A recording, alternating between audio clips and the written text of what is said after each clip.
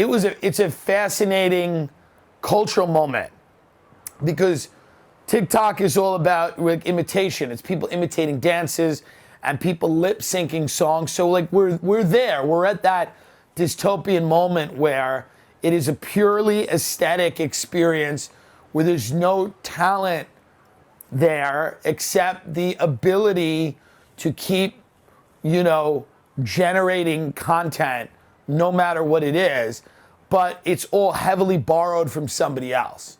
A lot of the music on TikTok is popular music, and people just go, well, I'll just lip sync that. I have a six-pack, I'll lip sync that, and I'll dance around in a yard, and again, that seems to be like the business model. It seems like they maybe have centralized in Calabasas now, or maybe that's where they were always living. They were in West Hollywood for a while, then they go to Calabasas. I don't know. They're like locusts. It's biblical. It's truly biblical, I think. I think that's where I come down on it. I think it's the final judgment rendered on Hollywood was that it would be taken over by children lip syncing and dancing in the stairwells of mansions. It may also be the final judgment on America that's how, during this kind of disintegration of our country, that this is the entertainment we deserve and the entertainment available to us. The big fat Batman villain that runs this whole thing, he runs the Sway House. Oh, he does? Oh, yeah, he's the new Lou Pearlman. Have you guys spoken to him? Oh, we've gone to dinner with him a ton of times. Oh, dude, Michael Gruen. If you're not interviewing Michael Gruen, I mean, he built this entire thing.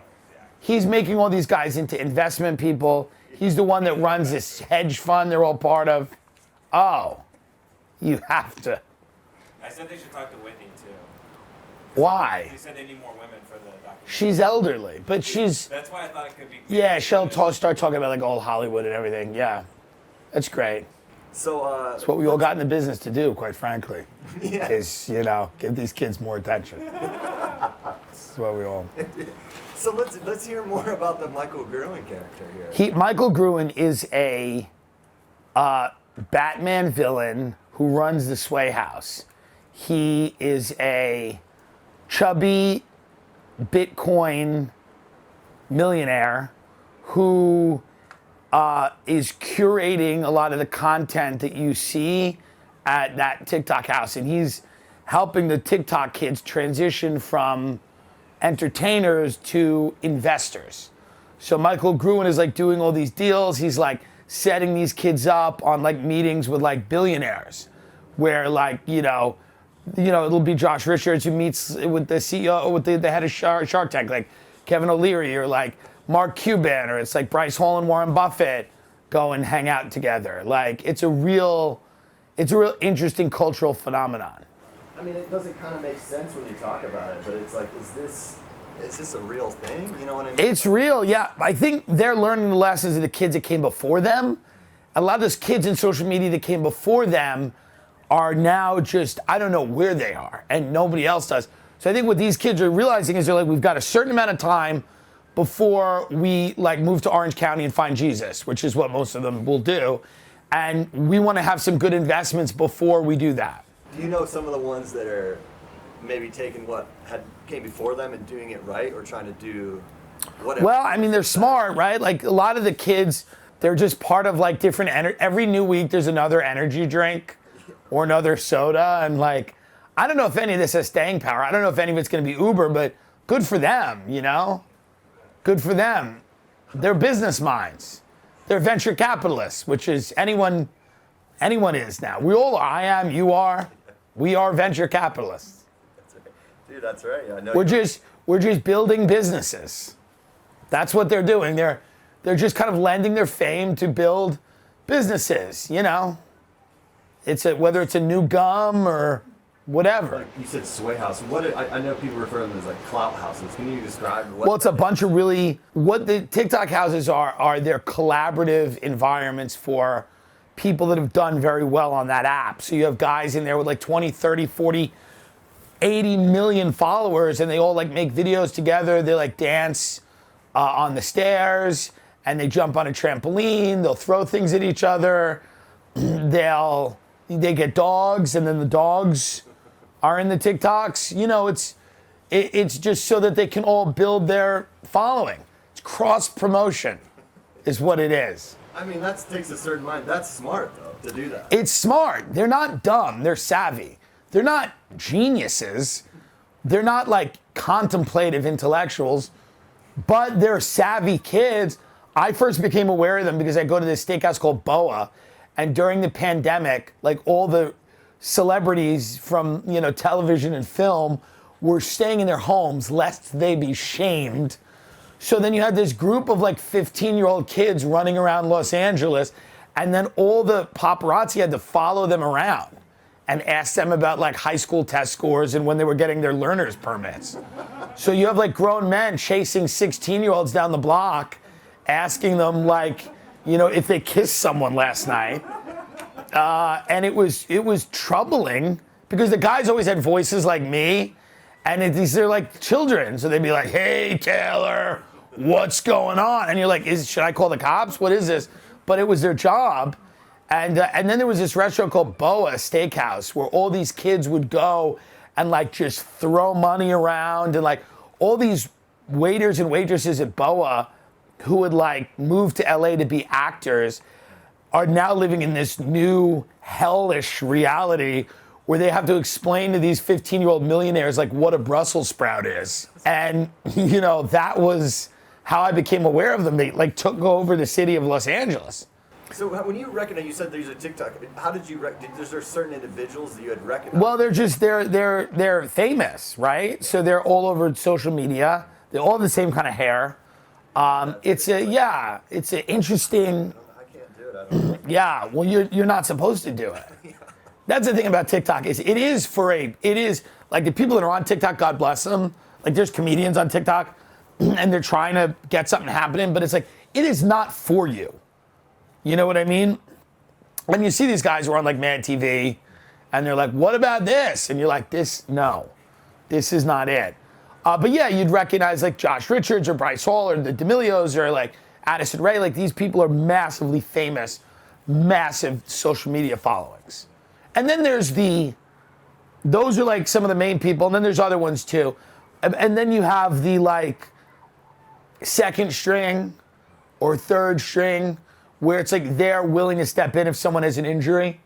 Like if there's a twerking injury, if there's like a wiggling fracture, then you have the second or third string of people who will like step in, and they will also dance and eventually fight someone in an arena. Right. So I think we could just go down that road. What do you think about like that? So there's a lot of trends that come and go rather quickly in the social media world. The boxing one actually been around for probably 5 years and still going. It seems to only get bigger and more and more.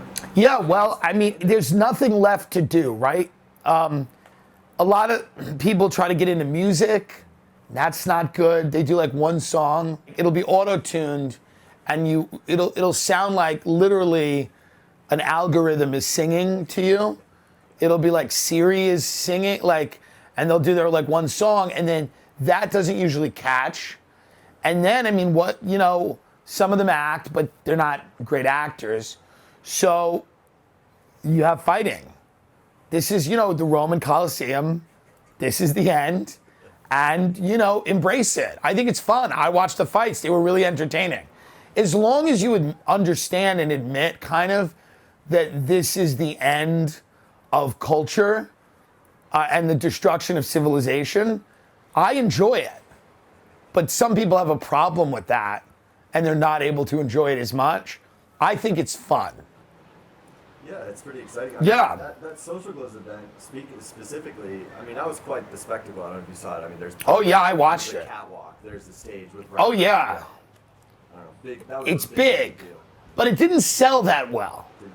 Because there was a lot of illegal streaming. But you also realize how big is this all? How much of it is fake? We don't know. How much of it is social media? How much of it is actually real? If these kids went to arenas around the country, could they fill them up? They should be able to. They've got 80 million followers. Like, how intense is the fan base? Like, all of those things have yet to be seen. I mean, I think on paper, a lot of them thought, collectively hundreds of millions of followers. Some kids themselves had 40 to 50 million just themselves. Right. I mean, that's bigger than multiple states put together. Yeah. That's huge. But it also, you got to look at the integrity of that app, and you got to wonder about how many of those followers are real. I don't know. That's a question. What's to say? Yeah. I think this is part of China's plan.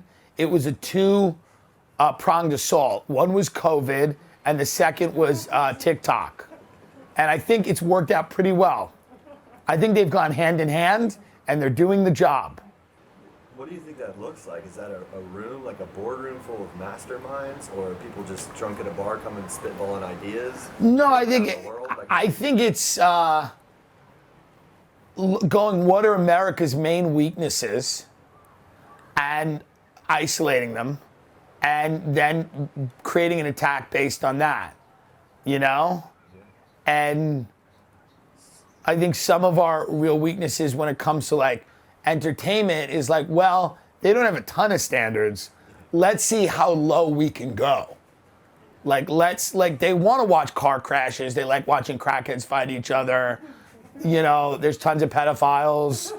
So let's just create an app that has all of those things together and make them all watch it while they can't leave their homes because of this other thing that we've released.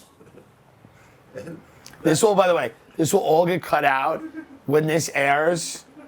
I'll say like one sentence. It'll be like, TikTok is in LA. And it'll be like totally cut. But that's okay. So, all that said, what do you think makes a good TikTok video? Like, one of these kids, certain ones are popular for certain reasons, and it seems like a lot. What makes a good TikTok video is people wanting to fuck the person who's making it. That's the reality. We could say many other things, but the majority of this is young girls or guys or whoever that have a crush on these kids, these young men or women. They also envy them, right? They present a life that you want. You want to live with your friends in Los Angeles. You want to look perfect. You want to go to the beach and dance in the waves. So their lifestyle is enviable. People want it. So they're selling that. They're selling an experience that you're not going to have. Like, they're famous and rich for dancing. How cool is that? That's fun. They're doing these dumb dances. You do them too, but you do them in Indiana, in your basement. These kids do them in LA, and they get famous. So they're selling an experience. So I think what makes a good TikTok video is people looking at it and going, damn, I wish I had that, whatever that is. Or the other side of TikTok is crackhead in a 7-Eleven. Like, that's also good. It's two sides of the coin.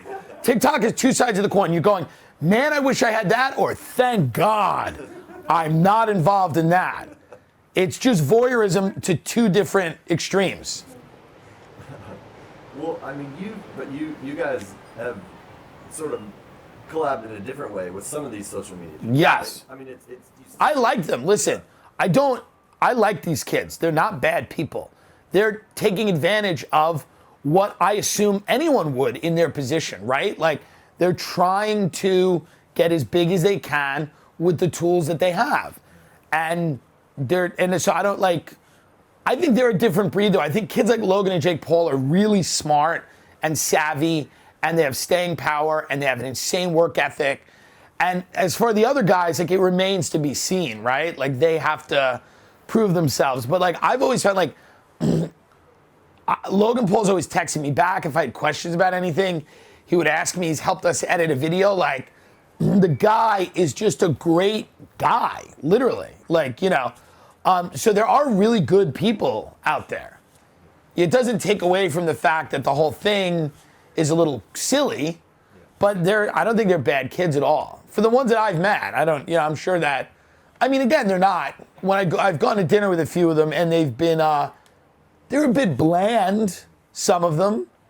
It's like the same one. It's like Gremlins, where you fed them after midnight, and then, you got them wet, and then there's just 40 of them. I don't know how distinct they are, but I'm sure they know each other more, and I'm sure they have different personalities. Like, some like hockey, Some like baseball. I'm sure there's things. Well, I mean, did you ever get any sort of flack from doing like a Logan Paul podcast? Yeah. Some people get mad when I do things with social media people because they view them as like the coming apocalypse. And they're right. But my response is, who cares? You're not going to win that battle. So who truly cares? But a lot of comedy fans out there get mad at me when I do stuff with them. But I'm just like, hey guys, I'm amusing myself. I think this is fun and you should go amuse yourself. Stop taking it so seriously. It's not our biggest problem. TikTok's not our biggest problem. When the obit is written on this little experience we've all had for the last few hundred years, TikTok, I don't believe, will be the biggest reason it collapsed, if and when it collapses. You two especially have really kind of, built your own thing in the past few years through social media and stuff like that. It's essential. How is it important to what you've done, and kind of how did you guys? To me, any comic right now who's not pursuing acquiring fans on the internet is making a huge mistake. This is the way of the world, and if you want to reach people, they're all online, they're on their phones. So all the funny things that we do, they have to be available to people on the internet on their phone. And how did you start that? Like was it meeting Ben? Was it? Yeah, I mean, I don't know what the fuck, so I'm sorry.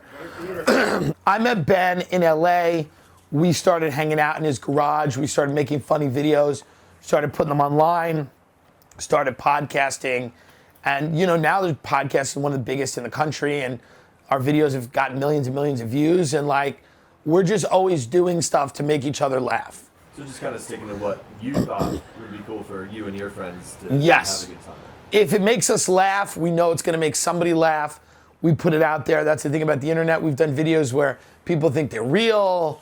We did a video about an NBC anchor and a hot mic getting caught at the Olympics, and USA Today is reporting on it, debunking it. So that to us is fun, and we enjoy it. All comics have had to do other things, whether they're sitcoms, radio, movies, everybody had to do something else. This is just our generation's version of the other thing you have to do and be good at if you want a fan base. And you guys touch on this really well, and I think you're right, and I believe you have the best opinion on this, the convergence of social media star and celebrity, and that's becoming what that is, right? Yeah. So the age, you kind of make fun of Whitney Cummings and people like that. Yes. Right? It's just like you say these old dinosaur people, prehistoric. Listen, I love Whitney. She's a legend. She's a elderly woman, a brittle, frail, elderly woman who's trying to do Kegels in her hot tub on TikTok to stay relevant. And it's deeply tragic. And I do love her, but she does have to be taken out into the woods and killed for her own good. It's a mercy killing. The way I see to reach the most people is on the internet. My goal is to box Chelsea Handler. So if everything works out, my goal is to sell streams to an event where me and Chelsea Handler will box each other. Because that's comedy, that's art, and that's life. Damn. Shit. Yeah, absolutely. Yeah.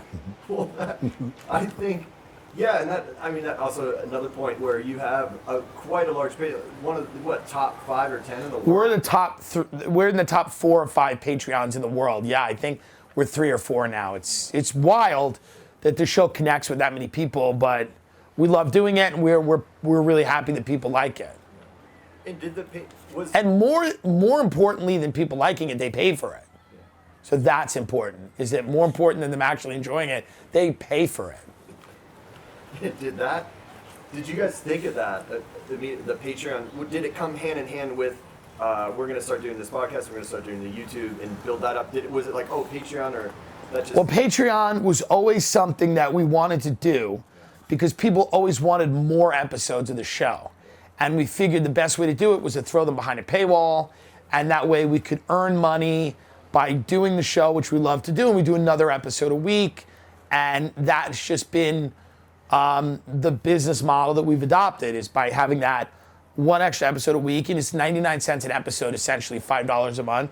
And you know, it's hours of content on road trips, working out, people walking, and we do a good job, and you know, people really like it. So that's really good. Did the Patreon, you know, kind of ascend also at the same time? Yes. All the other stuff? They all the last couple of years, especially during the pandemic, people were home, they're watching content more, and then they want more content, so they'll go and support you in other places, and Patreon was one of those places.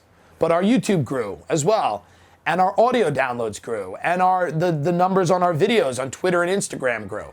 So it was like a massive, and of course Joe Rogan and doing his show is the chief reason that I was given that exposure, and that because me and Ben do funny things, we've been able to sustain that. But Joe is, as a comedian, there's nobody that's been more influential really than Joe Rogan in this space on the internet. Nobody, without question. Not even Bo Burnham. And I like Bo. We talked about like a lot of the guys in social media. There's these other ones like a Tana Mogo. Yeah, Tana Mojo, yeah. Mojo, whatever. I want her career. No, I've told my agents at CAA, I said, I want to go to the Versace mansion and pop my pussy. And they just keep sending me to comedy clubs and malls. But I want to live her life, truly. She's always like smoking blunts in a G-Wagon just on the way to somewhere. It seems like a good time. And I like that she grew up in Vegas. And people that grow up in Vegas, I imagine, all just die. But she's thriving. It's also, for me at least, impossible to tell how old she is. She could be, I don't know, 34, 21. Well, I believe she's a Highlander.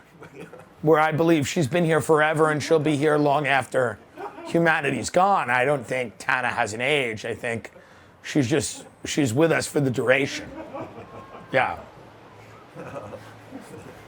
I mean, with them, what do you think their whole, I don't know, appeal or draw is? Yeah, I mean, their appeal is kind of, it's an age-old appeal. It's sex appeal.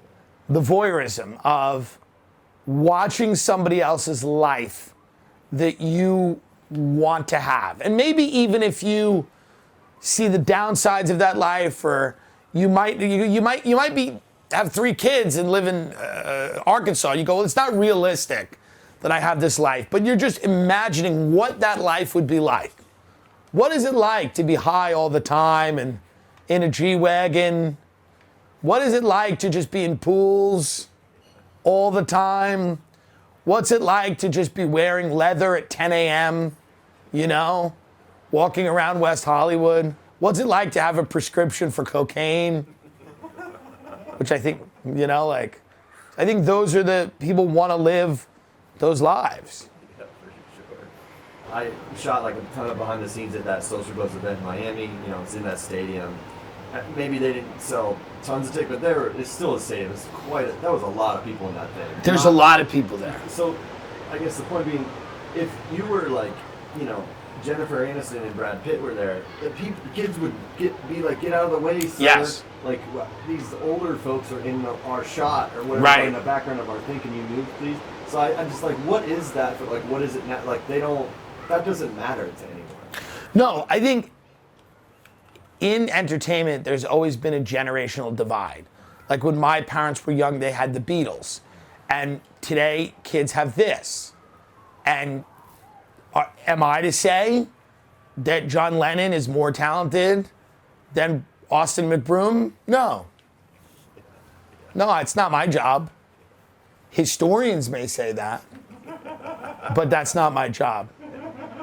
So I shot a ton of like Beatlemania-esque footage where there's just packs of kids. That's what, yes. Almost like World Yes. War Z. Like Yes. Like come in like massive. Well, chasing other kids. Like I couldn't even tell which one was the one. see if that's the toothbrush.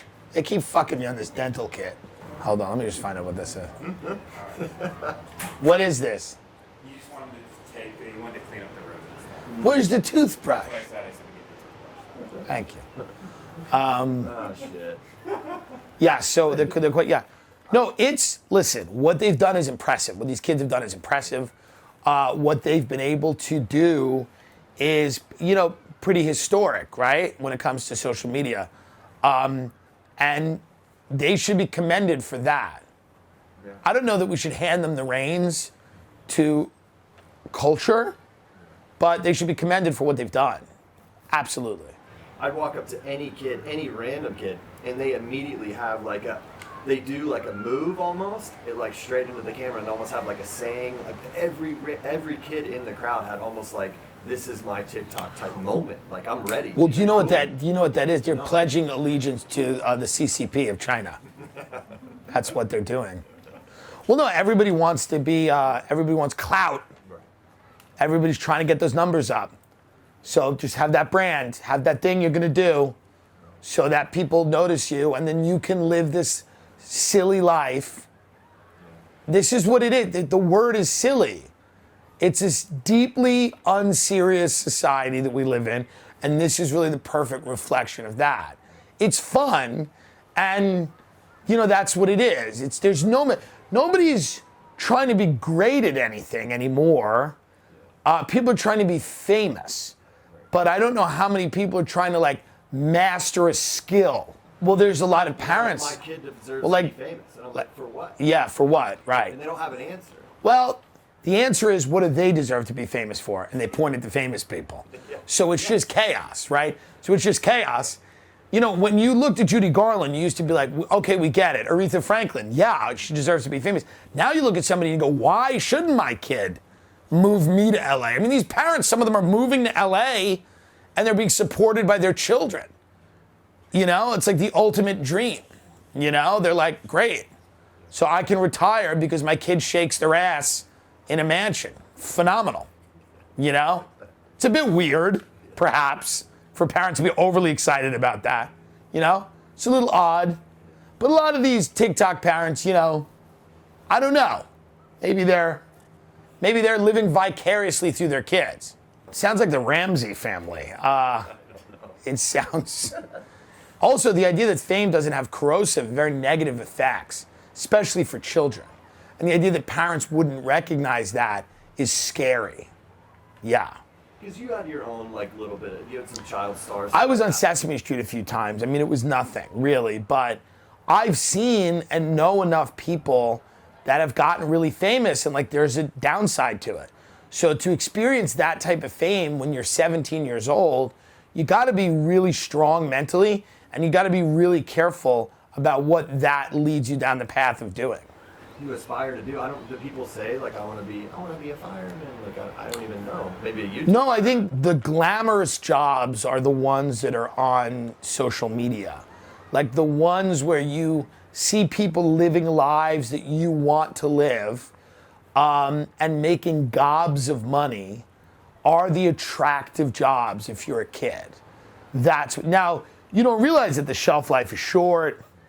You have to be really careful with your money, you know, to be really high and then really low. You don't see any of that as a kid, so you're just looking at the benefits. Like, this guy's driving around in a new Ferrari with all his buddies, hooking up with the hottest chicks, have all the money, but there is a shelf life to that. I mean, look at, you know, during the pandemic, it's like, what are these kids gonna say? I wanna be a nurse. So nurses are walking around in garbage bags because we don't have like protective gear for them. And TikTokers are like making millions of dollars to float in a pool. So like any idiot would go like, hey, I want to wear a garbage bag and get COVID. Sane people go, I want to shake my ass in a mansion. Yes, the greed and the ego will swallow itself, and it will collapse under its own weight, and then it will be born again from the ashes. And that's the circle game of life. And that's just it. There's nothing new happening here. The medium is new. The technology is new. But in terms of human dynamics and human behavior, this is a tale as old as time. What are the jobs of the future? Is it just going to be... Well, the jobs of the future, I think, are going to be, a lot of them are going to be online, and they're going to simulate life, whether it's sex or relationships or friendship or family. They're going to simulate what used to be actual life, and they're going to replace it with something that's cleaner, easier, sadder, but you won't know the difference.